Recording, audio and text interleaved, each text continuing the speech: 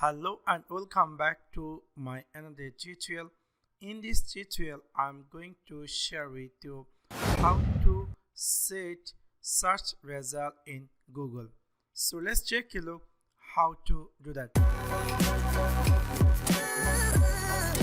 For example, if I open my Google Chrome browser or anywhere, example, if I go search on Google something like how to, and if I click enter, I will notice here total appear 10 website or whatever I search in Google, it's appear me at the first page only 10 search.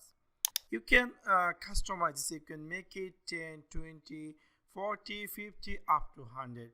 So for that, what you have to do, you have to go on your Google. So I'm going to go on my Google, and here in the right side corner you will get here something called setting. Simply click over there and then you will find here something called search setting. Just simply click over there and then you will find here a search setting screen will appear. Here you will find something called search result per page.